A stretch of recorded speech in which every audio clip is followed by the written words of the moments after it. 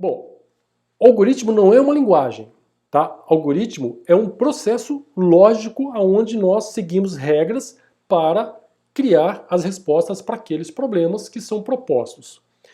Detalhe importante, algoritmo aplica-se a qualquer linguagem de programação, como eu já comentei no começo deste vídeo. Ok? Isso tem que ficar muito bem claro, tá, pessoal? Ah, eu aprendi algoritmo, só sei programar na linguagem A. Não, se você aprendeu o algoritmo, aquele algoritmo ele se aplica a qualquer outra linguagem, ok? Legal.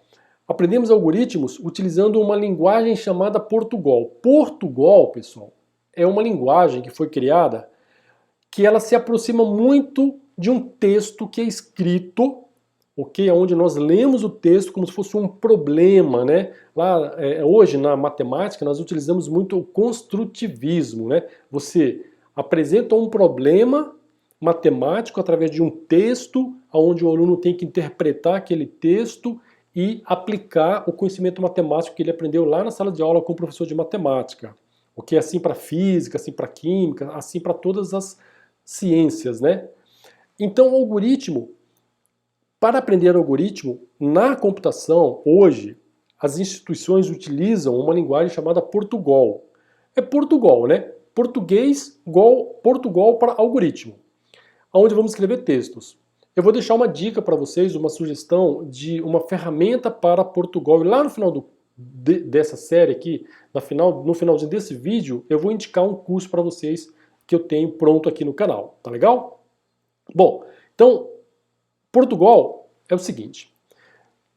Portugal, nós vamos criar estruturas para realizar a resolução de problemas a partir de dados que são fornecidos através de uma entrada.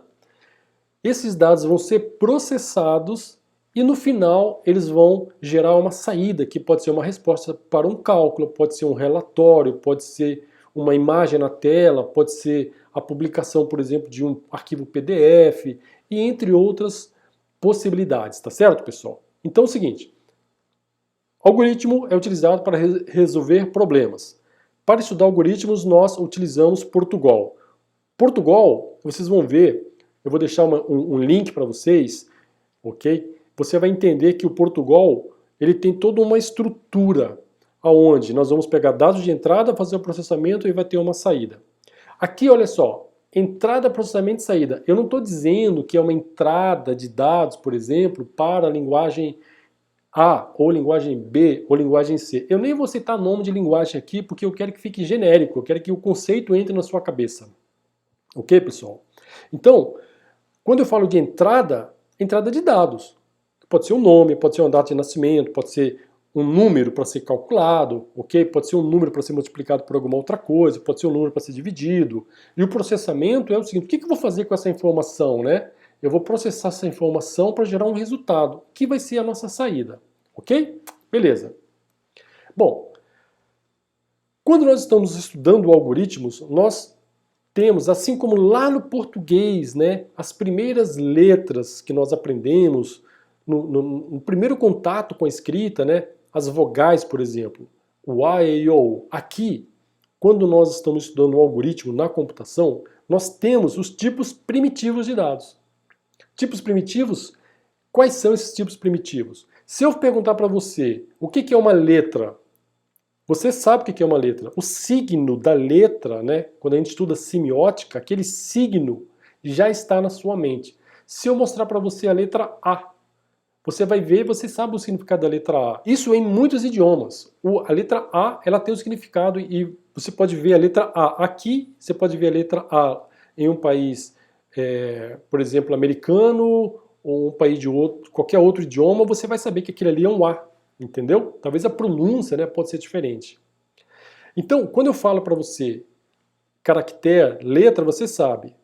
Existe o tipo primitivo também no estudo do algoritmo, para caracteres, ok? Que é o tipo muito comum ser chamado de char, ok? Varchar, né?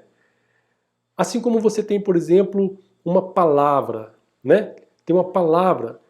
Essa palavra, ela aparece como um tipo especial, que é um conjunto de caracteres que a gente também consegue encontrar no estudo do algoritmo. Um outro tipo primitivo, você, por exemplo, se eu perguntar para você, me fala um número positivo de 0 a 10, você vai escolher um número positivo de 0 a 10, né? Você vai falar ali número 2, número 3. Existe esse tipo de dado também, que são números inteiros, ok? Ah, eu quero saber quanto que é, né, 9 dividido por 4. Então, já não é um número inteiro, ele já vai precisar de casas decimais. E aí nós temos no tipo primitivo também esse tipo de dado no algoritmo, na computação, que são os números reais, com casas decimais, certo? Então, pessoal, quando você pensa ali nesses números primitivos, eles existem em todas as linguagens de programação. A partir dos números primitivos, dos tipos de dados primitivos, né, tipos primitivos de dados, tipos de dado primitivo, existem derivações que quem criou as linguagens, linguagem A, B ou C, ele pega lá o tipo inteiro, por exemplo, e explode esse tipo inteiro em vários outros tipos de dados. Ok? Depende da linguagem que você está estudando, que você está se especializando. Mas tipos primitivos de dados existem em todas as linguagens. Bom, estruturas básicas. Quando nós estamos, por exemplo, dirigindo um carro, né? E você está ali, você aprendeu as regras de circulação, regras de sinalização.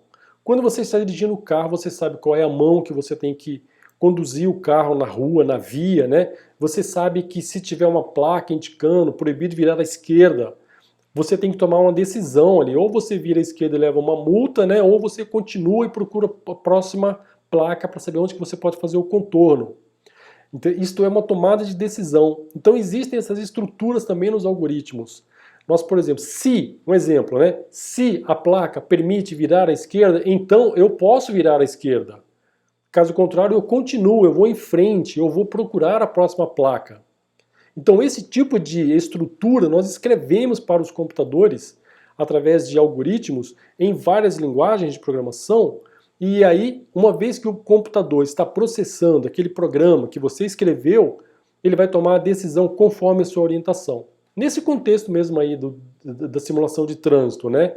Quando quem está fazendo autoescola, por exemplo, encontra os simuladores.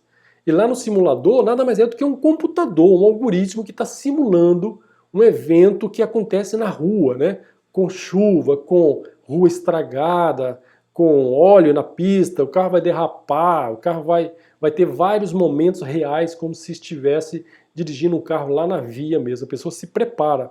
Para isso foi criado um algoritmo capaz de simular, né, através daqueles simuladores que existem nas autoescolas, para que você possa sair da autoescola e ir para a rua com mais segurança. Então existem essas estruturas, ok? Fluxos de... Controle de fluxo, na verdade, né? Controle de fluxo. Na verdade, o controle de fluxo é o seguinte. Vamos imaginar, pessoal, que você está fazendo a compra de um supermercado, a compra online, né? Você está fazendo uma compra online de qualquer produto ali, você está adicionando um carrinho, produtos no seu carrinho de compras. Existe um fluxo para isso. A gente chama de looping, de laço, de repetição.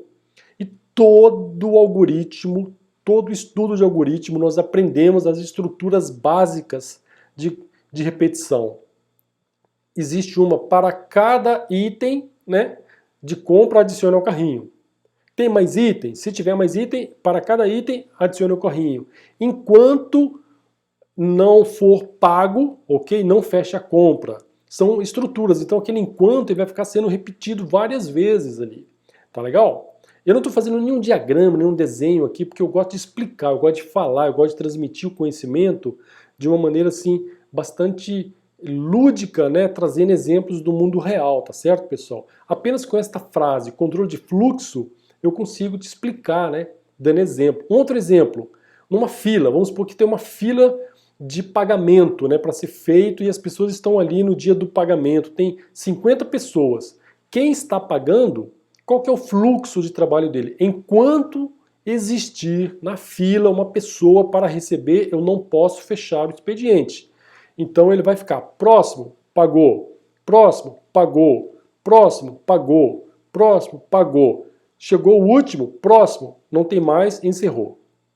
Entendeu? Então esse algoritmo, pessoal, que acontece no dia a dia lá, nós fazemos ele também aqui na computação utilizando algoritmos. E depois a gente implementa isso em qualquer linguagem.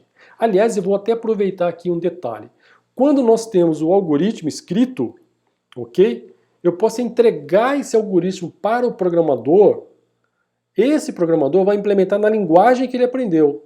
Eu posso entregar o mesmo algoritmo para outro programador de uma outra linguagem, ele vai implementar aquele algoritmo naquela linguagem. Eu vou além. Eu posso pegar aquele algoritmo e entregar para um programador que utiliza computadores de baixa plataforma, que são os computadores da plataforma Intel, né, os PCs, os notebooks que nós utilizamos. Ele vai implementar aquele algoritmo, ok? E eu posso pegar aquele mesmo algoritmo e entregar para um programador de alta plataforma, computadores de grande porte, ok? E aí ele vai conseguir fazer o mesmo programa funcionar e gerar o mesmo resultado com base naqueles dados de entrada, processamento e saída. Não importa a plataforma, não importa a linguagem. Ok? Muito legal, né?